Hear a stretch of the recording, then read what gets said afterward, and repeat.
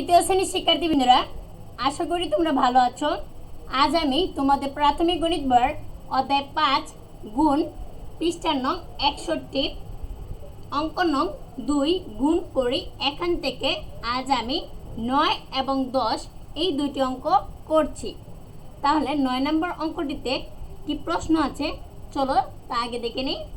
দেখো কি আছে, 284 গুণ 28 সমান কালিকর।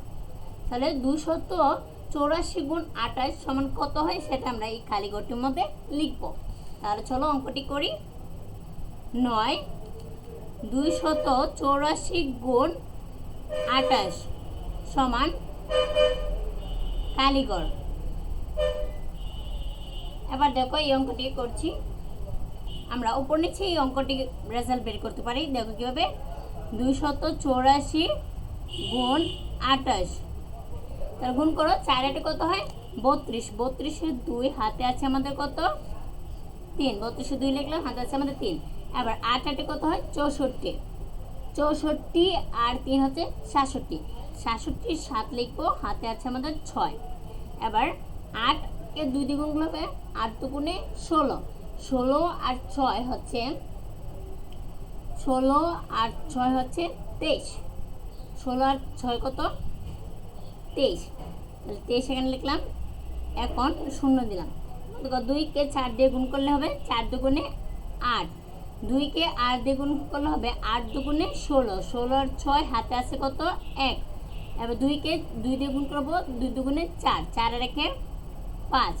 এবার যোগ করো, তো 2 আর 0 যোগ করলে হবে 2, কারণ 0 সাথে কোনো কিছুকে যোগ করলে যে সংখ্যাটি থাকে ওই সংখ্যাটি কি হয়। তো এবার 7 আর 8 যোগ করলে হবে 15, কত হবে 15। তো 15 5 হাতে আছে আমাদের 1, 1 আর 3 হবে 4, 4 আর 6 10, 10 এর 0 হাতে আছে 1, 1 আর 2 3, 3 আর 5 হচ্ছে 8। তো কত হয়েছে 8052। তো লিখি আমরা এই রেজাল্টটি 8052। দেখো, আশা করি তোমরা এই 9 নম্বর অঙ্কটির উত্তর বুঝতে পেরেছো।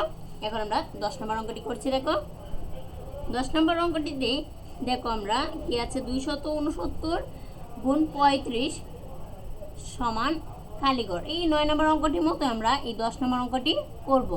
তাহলে চলো এটা করে নিই। 269 গুণ 35 গুণ করি।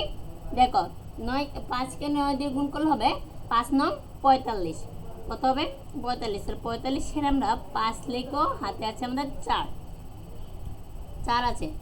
এখন দেখো 5 কে 6 দিয়ে গুণ করবো, 5 6 30, 30 আর 4 হচ্ছে 34, 30 আর 4 কত 34। তো 34 এর আমরা 4 লিখবো, হাতে থাকবো আমাদের 3।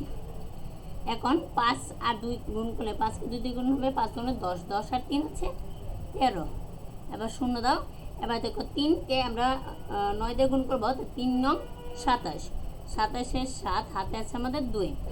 এবার 3 কে 6 দিয়ে গুণ করলে হবে 3 6 18, 18 আর 2 হচ্ছে 20, 20 এর 0 হাতে আছে আমাদের কত 2, হাতে কত আছে 2 আছে।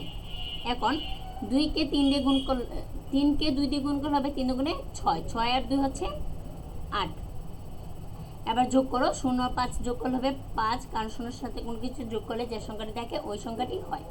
এবার 4 আর 7 যোগ করলে হবে, 4 আর 7 যোগ করলে হবে 11, 11 1 হাতে আছে 1, 1 আর 3 হচ্ছে 4, 4 লিখবো। এরপর 8 আর 1 হচ্ছে 9, তাহলে 9415, 9415 হচ্ছে এটার উত্তর। আশা করি তোমরা এই 9 এবং 10 এই দুইটি অঙ্ক বুঝতে পেরেছ। আজ এই পর্যন্তই, বিদায়। পরবর্তী ক্লাসে দেখা হবে।